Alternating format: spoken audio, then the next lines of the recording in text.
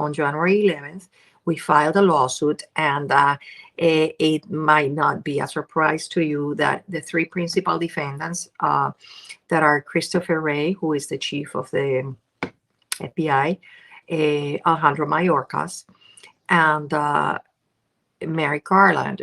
The three of them, 2 weeks ago, I think 3 weeks ago, got articles of impeachment that in the House of Representatives that will be, processed in the congressional way, whatever.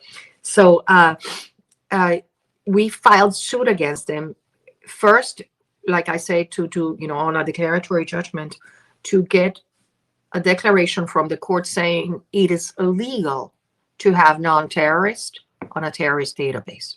That's a principal claim. Second claim also is, there's also for damages. And one of our plaintiffs, who is Dr. Len Baer, I think he's like the first civilian that was diagnosed with Havana syndrome by Dr. Halfer in Miami. And the important part about Havana syndrome is that it's in the law, we have an expression called, it's res ipsa loquitur, which is the thing speaks for itself. And you cannot have Havana syndrome if you have not been the victim of directed energy weapons attack. I didn't say that. That has been said by the National Academies of Sciences and Engineering. So that's one of our plaintiffs. After 6 months of being attacked with directed energy weapons, you develop Havana syndrome. And it's not like just standing in front of your microwave oven does it. So that is part of the allegations are not only the torment and the torture that many of these people have gone through, but also the physical damages. And obviously the declaratory judgment that if they are not terrorists, they shouldn't be in a terrorist database. And subject to the defamation that entails, many of them try to get a job. They are denied jobs because these lists is shared with credit reporting the companies, with hiring, like headhunters, that kind of thing, So the government defamation is huge, and it needs to stop. Although there's like 300 to 400,000 estimated in the United States, there are 6 million around the world, and this is really important because people around the world, many of them, they think it's the act of, it's the work of witchcraft. They don't know what's going on with them. Many people, for example, in Europe, they cannot speak about the V2K because they are automatically placed in a mental hospital.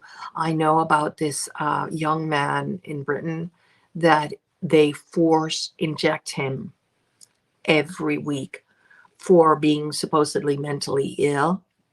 And if he refuses, they will put him in a mental hospital.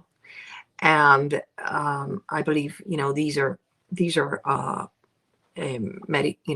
medications, but chemicals that are injected into people to facilitate, the mind, the torture and the mind control. The key part about B2K not being schizophrenia is that medicine doesn't shut it off. And there is a patent for it. And the United States has acknowledged that it has used the auditory microwave beam effect on enemy combatants in Iraq and in Desert Storm, whispering, just sending the messages to the enemy combatants. So there is an acknowledgement by the United States armed forces that they use this technology on people.